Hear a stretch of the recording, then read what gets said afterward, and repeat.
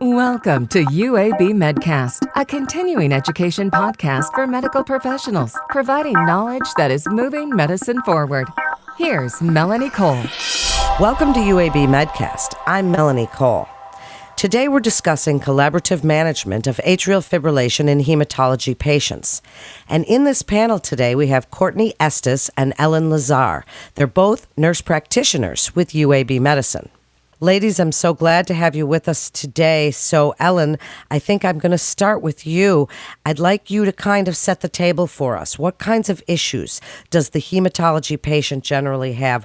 What are some of the issues you see with them every day, and what are we discussing here today? Yeah, we see a wide range of hematology patients in our practice. They come in and can be acutely sick or even have chronic comorbidities. Some of the cardiac issues that we see might be like hypertension that might be controlled or uncontrolled. We also see chronic heart failure.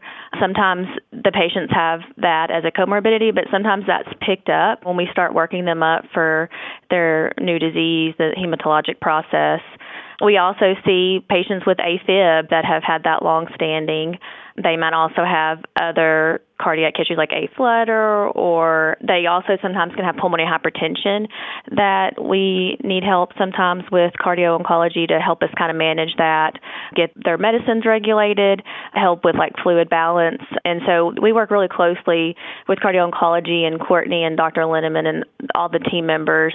They're great to get patients in quickly because some of these patients live far out and don't always have great primary care or specialty physicians. And we see the patients in the clinic, but we also see patients in the hospital, and that team is also great, cardio-oncology, to help manage those patients in the hospital as well. Well, thank you for that. So, Courtney, I'd like you to give us an atrial fibrillation overview. Tell us a little bit about the prevalence of AFib in these patients and a brief overview in general of AFib and what you see in the trends. So, atrial fibrillation is a type of like supraventricular arrhythmia that causes this irregular heartbeat. And as Ellen mentioned, a lot of the oncology patients may have had a chronic AFib issue, or we discover it in some of the medications or drugs they're needing for their treatments. And so it's just this arrhythmia that has these chaotic impulses from the top part of the heart. And sometimes it can be really fast. And so we look for ways to manage that. There's different types of AFib. It can come and go. It could be persistent or it could be permanent. And so we really just weigh the risks and benefits with the patients on their therapies. And just like some oversight, there's a lot of risk for atrial fibrillation, risk factors of getting atrial fibrillation. And so it's common really in the aging process. Those at the age of 60 or older, typically 1 in 25 have a risk of getting atrial fibrillation. And that becomes even a higher risk as we get even older. In the 80-year-old age and older demographics, 1 in 10 have a risk of getting atrial fibrillation. And so with that being said, atrial fibrillation, because it's this erratic rhythm, there's a high risk of blood clots forming.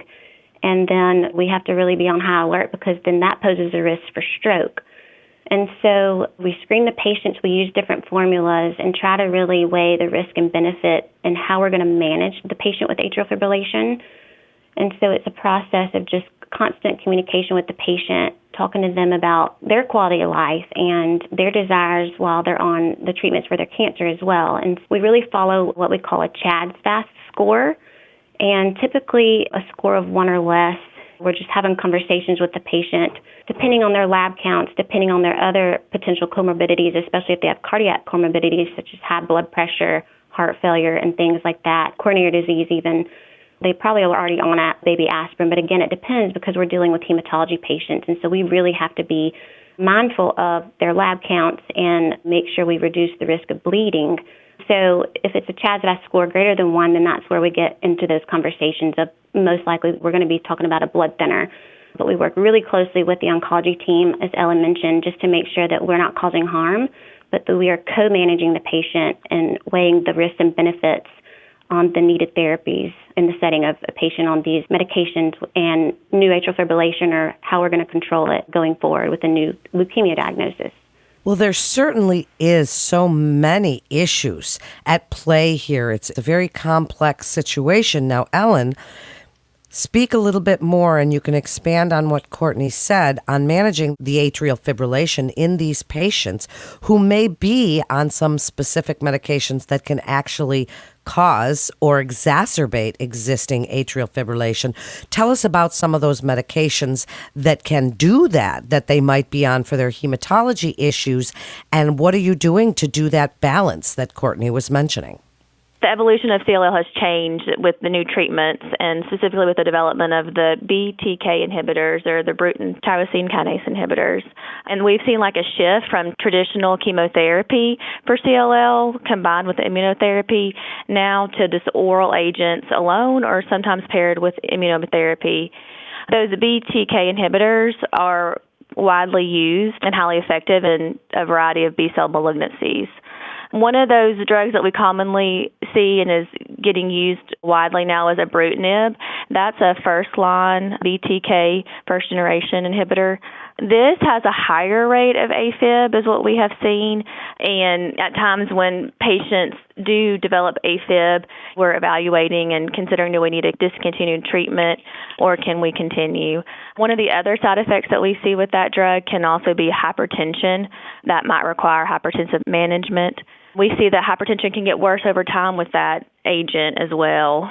So we're always in consultation with cardio-oncology to help manage those patients. Sometimes we'll just do a good baseline exam and send them to cardio-oncology to do a good workup before we start the ibrutinib, the new drug, so that we can detect changes quickly, and then they've already established care with cardio-oncology. Some of the other side effects that we do see with the ibrutinib can be like neutropenia, thrombocytopenia, anemia, diarrhea, nausea, musculoskeletal pain, fatigue, bruising, and rashes. But with the bleeding and the thrombocytopenia, that's where we also consult with cardio-oncology, because sometimes we need their help about management with the antiplatelets or anticoagulation therapies. But another drug that we also use is acalabrutinib, and that's a second-generation BTK inhibitor, and it's more selective binding, so the side effects are not as severe at times as ibrutinib. It has an overall better safety profile and drug tolerance. We do see some headache, sometimes GI symptoms such as nausea, diarrhea at times, and you can still have the anemia, thrombocytopenia, neutropenia.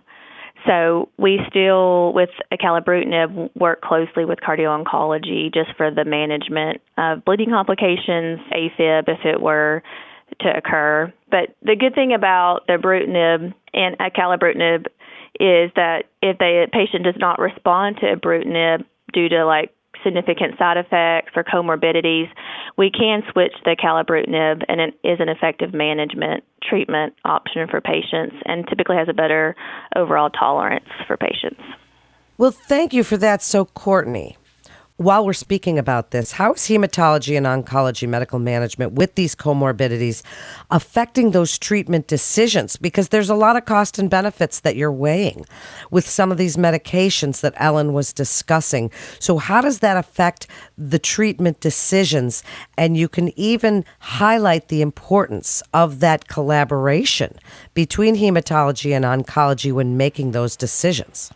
Absolutely. Our motto is cancer doesn't wait. And so we are the biggest cheerleaders for these patients, and we want them to be able to get their treatments in a timely manner, but obviously in a safe manner too. We don't want to cause harm.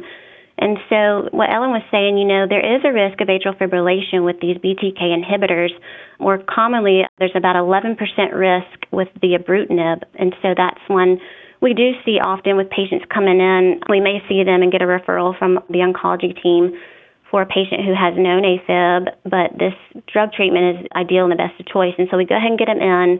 We follow them closely, do a basic workup. We probably are going to get a baseline EKG, thyroid, and some labs just to check a few things, as well as probably get them on a heart monitor because they may be, like I said earlier, persistent AFib, permanent AFib, or just paroxysmal in and out. And so it helps us to know with typically a 30-day monitor the burden of the atrial fibrillation.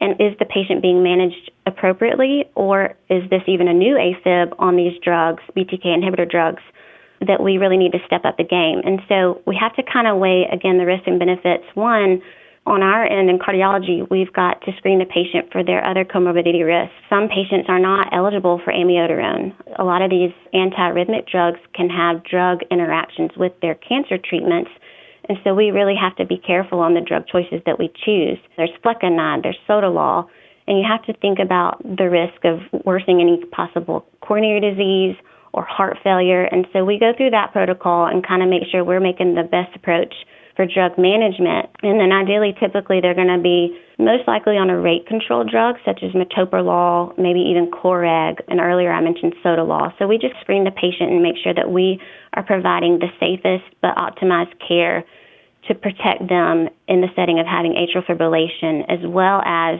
their risks of potential stroke. And so that's when we get into the discussions of possibly getting on the blood thinners. But going back to ibrutinib, it's 11% risk of AFib, and in that case, which means a risk of possible stroke, having that abnormal rhythm. So let alone these drugs, ibrutinib and the calculants, they have risk of bleeding. And so we really have to weigh the benefits and risks with the patient and have those patient-centered discussions along with the oncology team. And again, our goal is to keep them on their drugs for their overall benefit and response. Sometimes there's a setting when these patients have severely low platelets, a thrombocytopenia, that we need to be thinking about other options, such as, is it a possibility for ablation or even a Watchman device, which is an implanted device that's placed in the left atrium that helps to really just seal that area up and prevent clots from forming. Of course, we have to be mindful that they may need anticoagulation therapy a month or so after. And so we just really, really work closely with the oncology team, and we're so grateful for them that we can quickly connect, get a plan for the patient. We have a general patient-centered discussion on both sides, so we're all on the same page. We don't want to skip a beat or delay any therapy. We're trying to just keep in mind the best approach for the patient, but the safest approach to have the best controlled atrial fibrillation, because we know it's a potential side effect of these drugs. But how can we keep them on these drugs but yet have controlled atrial fibrillation and make sure they don't have symptoms with it? So interesting and such a comprehensive approach. I'd like to give you each a chance for a brief last word. So, Ellen, I'd like you just to speak about some of the targeted therapies we didn't mention, like TKIs for leukemia patients, and where those are fitting in as far as this collaborative management and looking at the comorbid conditions, some of which we know are actually exacerbated, made worse, or even caused by the medications and therapies themselves, but are necessary to keep under control, whether it's hypertension or AFib or any of those comorbid conditions. The cardio-oncology team is wonderful with TKI treatments as well. So we use those drug classes with some of our chronic myeloid leukemias or even sometimes our acute lymphocytic leukemias patients. And those patients are typically on treatment long-term, as long as they're responding to it and not developing any resistance or lack of response to that drug. There's a couple drugs that we automatically consult cardio-oncology for. One of them is called Tasigna or nilotinib. It's a great drug. That's a second-generation TKI, but we have seen, as more data continues to come out over the years, that it can have a lot of cardiac side effects. So cardio-oncology is essential. They will do a baseline exam typically on the patient and make sure the blood pressure is well controlled, help us with lipid levels, make sure those are well controlled to help decrease any stroke risk. They also help us with Sprycel or dasatinib. That one, we typically see pleural effusions at times. That has even led at times to pulmonary hypertension. And cardio-oncology is wonderful to help us manage with that because the patient can be very symptomatic with shortness of breath or chest tightness. And so sometimes helping just with Lasix management and ways to help make the patient comfortable, and sometimes repeating echoes and EKGs. And they are typically following those patients routinely, at least every 6 months. And the wonderful thing about them is even if we're seeing a patient in clinic and they're having more cardiac symptoms, we can reach out and they're very open and quick to help us adjust the medicines. And they might do a televisit, they might just reach out to the patient, but they're really great about establishing rapport with the patients. And the patients always love going to see them because they're helping them with their immediate symptoms, but they're also helping them long-term, just prevention-wise, helping them monitor their blood pressure pressure. They talk to them about exercise. And I mean, that exercise can be hard sometimes for our patients because they do feel very fatigued, especially if they have any issues with their blood counts or anemia. But they help encourage staying active, which helps the patient do well overall. So it's been a great collaboration having cardio-oncology. It helps see our patients and has really expanded the care for our patients and just really added a lot of value to their lives. And Courtney, last word to you. And what a great topic. You're both so knowledgeable, and I can hear how well you work with your patients and the compassion involved for referring physicians. Courtney, please let them know about when you feel it's important to refer to this collaborative team of hematology, oncology, and even cardiology, and how you're all working together for this very important multidisciplinary approach. So I think for us, we have an open door policy. I mean, if there is a question, our door's always open, a phone call away, a text page, because you just never know. Some of these symptoms, like Ellen mentioned, patients have fatigue, low energy, low counts, but a lot of times that can kind of mimic possible typical coronary syndrome, you know?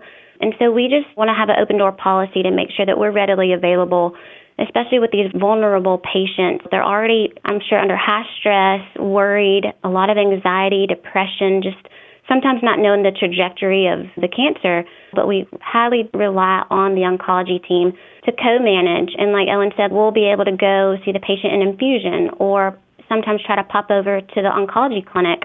As far as the referral, I think it's just when in doubt, refer. And I think you can never have enough team members on your side for the betterment of the patient and their care, especially a patient with cancer, because like I said, cancer doesn't wait, and it just takes a lot of hands on deck sometimes to co-manage their symptom burden or some of their comorbidities. So we have a cardiology pool within UAB that we can request physicians to refer to us, that we check through a message pool frequently.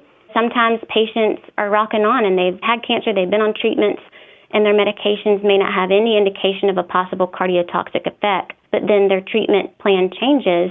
Perhaps maybe they've progressed or something's changed along the way and they need a different drug therapy that may cause cardiotoxic effects. A drug therapy mentioned earlier was immunotherapy. And so we recommend patients being referred to us if a treatment plan change, especially knowing if there's possible cardiac side effects, such as hypertension, risk of atrial fibrillation, risk of heart attack, heart failure. And so we really rely and depend on, especially the oncology team, just to give us a heads up, and they're always so willing to help and work with us very efficiently to make sure that we keep the focus on the patient so they don't miss a beat in their treatment plan. Thank you both so much for joining us today.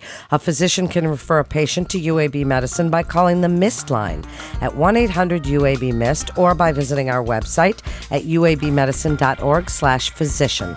That concludes this episode of UAB Medcast. I'm Melanie Cole.